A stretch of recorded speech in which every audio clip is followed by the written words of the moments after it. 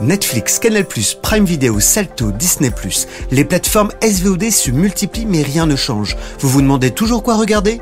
Télé Loisirs vient à votre rescousse chaque semaine dans À la demande, le podcast qui vous permettra de lancer le bouton play en toute sérénité. Bonjour à tous et merci d'écouter À la demande, le podcast de la rédaction de Télé Loisirs consacré à toutes les plateformes SVOD. Je suis Émilie Meunier et cette semaine, on va parler du phénomène inattendu de cette fin d'année, Arcane. Une série animée disponible depuis début novembre sur Netflix et qui est l'adaptation du très populaire jeu en ligne League of Legends, développé par le studio américain Riot Games. Alors cette série au ton futuriste a réussi le tour de force de séduire aussi bien les gamers que les néophytes qui pensaient que League of Legends était simplement un truc de geek. Et pour comprendre pourquoi les 9 épisodes qui constituent cette première saison d'Arcane ont réussi à faire un tel buzz sur la plateforme, j'ai convié 2 fans de cette série animée, les journalistes Juliette Heuzebrock et Lucas Sanchez-Fusé. Salut tous les deux. Salut Émilie. En fin d'émission, c'est la célèbre actrice Josiane Balasco à l'affiche du film La pièce rapportée qui sort en salle ce 1er décembre qui vous révélera son dernier coup de cœur SVOD. On se met tout de suite dans l'ambiance pour ceux qui ne connaîtraient pas vraiment l'univers du jeu League of Legends. Nous voilà plongés dans un monde fantastique, à Piltover, où 2 sœurs font face à une société pyramidale. Dans les bas-fonds de la ville, les pauvres, les miséreux, et dans les hauteurs, l'élite. Le monde rétrécit un peu plus chaque jour. Là-haut, à la surface nous distance de plus en plus rapidement. Je pense avoir découvert quelque chose d'extraordinaire. Un moyen de maîtriser la magie par la science. Vous ne comprenez absolument pas les enjeux. Le véritable pouvoir, il ne vient pas à ceux qui viennent au monde. Il vient à ceux qui sont prêts à faire tout et n'importe quoi pour l'obtenir. Alors pour commencer, moi qui ne connais absolument pas l'univers d'Arcane, je l'avoue, j'ai envie de vous demander, est-ce que c'est vraiment si bien que ça, Arcane ? Est-ce que ça reprend aussi vraiment les codes du jeu vidéo ? Et surtout, on n'est pas trop paumé si on n'a pas joué avant à ce jeu. Alors moi justement, je n'ai jamais joué au jeu, je ne le connaissais pas avant de découvrir Arcane et j'ai vraiment adoré la série. En fait, ça mélange vraiment tellement de genres, l'action, l'heroic fantasy, l'aventure. Mais la vraie force d'Arcane, c'est l'attachement aux personnages en fait. En l'occurrence, les 2 sœurs qui sont les personnages principaux, Vi et Powder qui deviendra ensuite Jinx.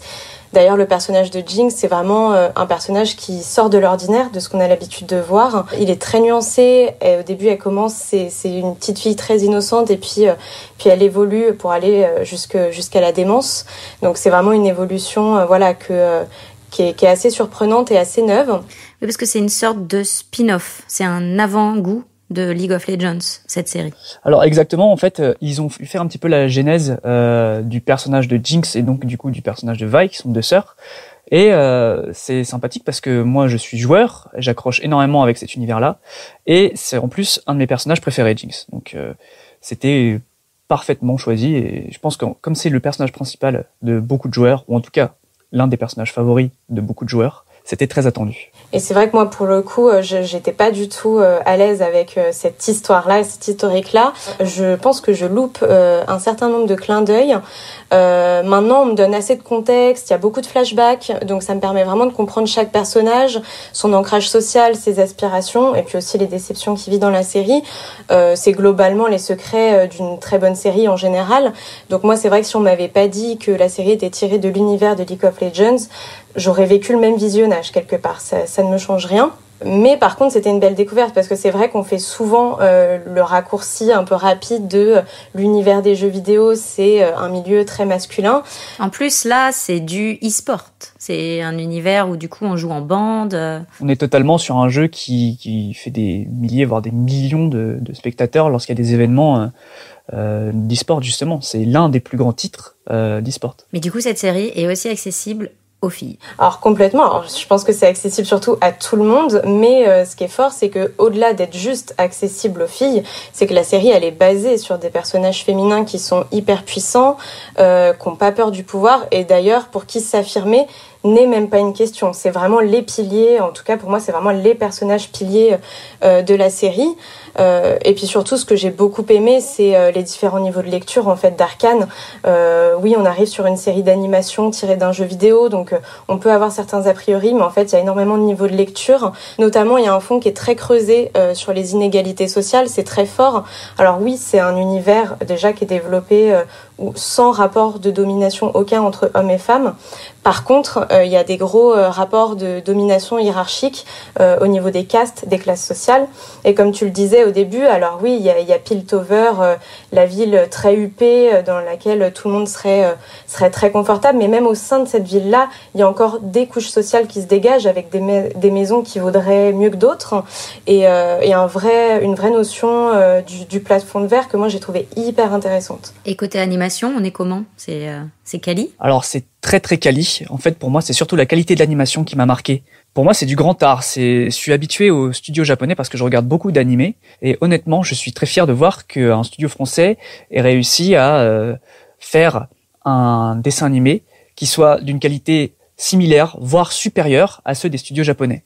Oui, parce qu'il faut préciser que c'est le studio d'animation français Fortiche Productions qui a réalisé en collaboration avec Riot Games les images de ce dessin animé. C'est vraiment un très très beau spectacle. On a une palette de couleurs qui est splendide, on a une fluidité des mouvements qui est impeccable. On pourrait même mettre pause lors de certaines scènes et en faire un tableau. Donc voilà, on est fiers d'avoir autant de talent dans l'Hexagone. Effectivement, visuellement, c'est le gros point fort de la série. C'est une énorme réussite, c'est hyper léché, hyper soigné. Et puis en fait, ça correspond à l'identité artistique de Fortiche. Eux, leur patte artistique qui les démarque dans le marché, c'est quand même de mêler la 3D. Donc la 3D, c'est vraiment l'animation qu'on connaît chez Disney ou Pixar, par exemple, à de la 2D qui, comme le disait Lucas, est vraiment ce qu'on retrouve en fait au studio Ghibli, par exemple, dans les dessins animés japonais. Donc d'ailleurs, tu parlais de tableau, mais tous les décors sont en fait peints à la main, puisque c'est le principe de la 2D, c'est que les décors sont d'abord réalisés à la main pour ensuite être animés. Et cette série a aussi un autre atout dans sa poche, c'est son générique, avec un groupe qui plaît beaucoup aux jeunes, qui a signé la bande-son.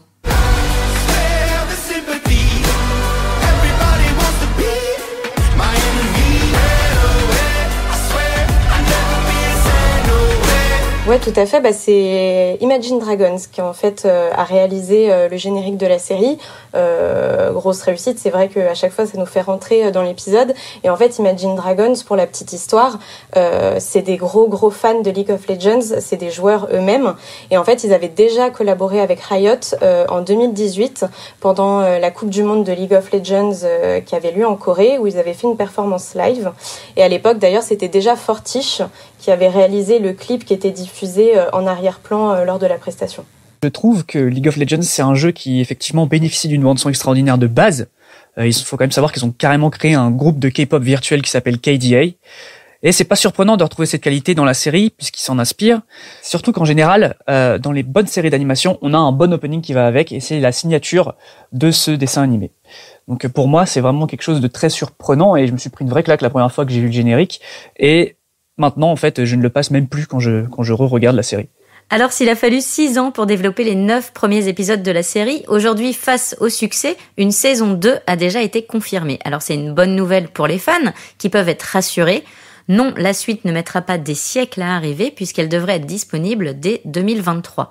Alors, Juliette et Lucas, vous êtes des fans justement. Si on se projette un peu, qu'est-ce que vous attendez de cette saison 2 à venir ? Alors moi justement, on m'aurait posé la question il y a quelques jours avant l'annonce de la saison 2. J'avais une théorie qui était que Arcane pourrait devenir une série d'anthologie, c'est-à-dire que l'univers de League of Legends, en fait, il est tellement vaste, riche et divers que je m'étais dit, pourquoi pas imaginer une saison où on découvre de nouveaux personnages, un nouvel univers. Maintenant, on a eu un micro-trailer qui nous donne un petit aperçu de la saison 2 et a priori, on devrait retrouver les personnages qu'on a déjà rencontrés. J'ai été vraiment subjugué par cette première saison et comme l'a dit Juliette, j'aimerais aussi voir d'autres personnages. Moi, je pensais que ça allait être aussi une série d'anthologie où on allait faire le tour de l'histoire d'autres personnages et peut-être se séparer de Jinx et Vi, mais bon, apparemment, on va continuer à les suivre. Mais j'attends justement qu'on se plonge aussi en parallèle entre d'autres intrigues parce qu'il y en a tellement qui sont tout aussi intéressantes. Et le phénomène Arcane est tel que beaucoup d'entre vous se sont découverts une nouvelle passion pour les séries animées dites pour adultes. Alors afin que nos auditeurs évitent de se perdre dans les tréfonds des menus des différentes plateformes SVOD, Juliette et Lucas, vous aviez quelques programmes incontournables à conseiller à tous ceux qui auraient pris leur pied devant Arcane. En premier, Juliette, tu voulais parler de la série d'anthologie animée Love, Death and Robots sur Netflix. C'est une série d'anthologie un peu particulière parce que là, c'est à chaque épisode qu'on change d'univers, qu'on découvre de nouveaux personnages. C'est assez fort parce que en fait, c'est vraiment...